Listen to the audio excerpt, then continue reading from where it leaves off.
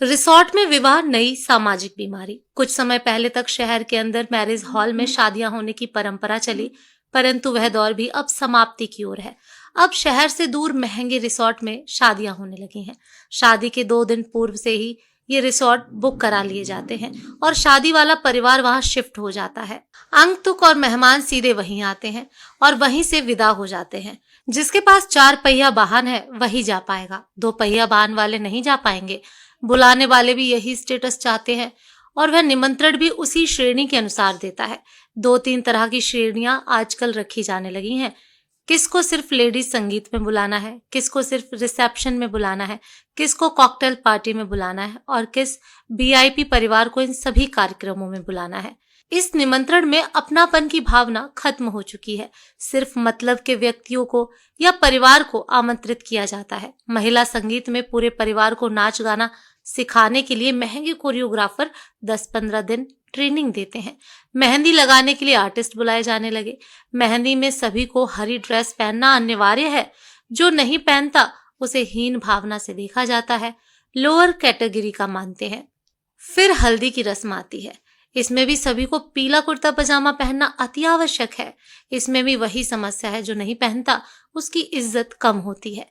इसके बाद बर निकासी होती है। इसमें अक्सर देखा जाता है जो पंडित को दक्षिणा देने में 1 घंटे का डिस्कशन करते हैं, वह बारात प्रोसेशन में 5 से 10 हजार नाच गाने पर उड़ा देते हैं।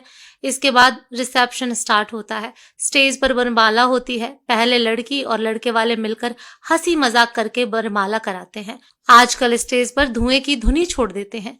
दूल्हा दुल्हन को अकेले छोड़ दिया जाता है, बाकी सबको दूर भगा दिया जाता है और फिल्मी स्टाइल में स्लो मोशन में वह एक दूसरे को वरमाला पहनाते हैं।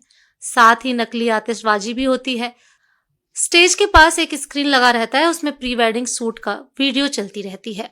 प्रत्येक परिवार अलग अलग कमरे में ठहरेगा, जिसके कारण दूर दराज से आए बरसों बाद रिश्तेदारों से मिलने की उत्सुकता कहीं खत्म सी हो गई है, क्योंकि सब अमीर हो गए हैं, पैसे वाले हो गए हैं।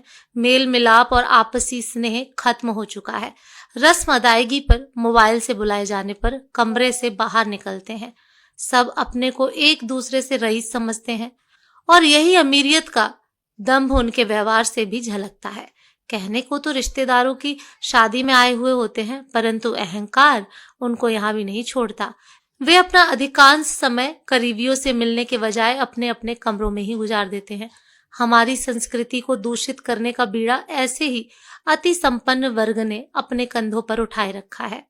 मेरा अपने मध्यम वर्गीय समाज बंधुओं से अनुरोध है, आपका पैसा है, आपने कमाया है, आपके घर खुशी का अवसर है, खुशियां मनाएं, पर किसी दूसरे की देखा देखी नहीं।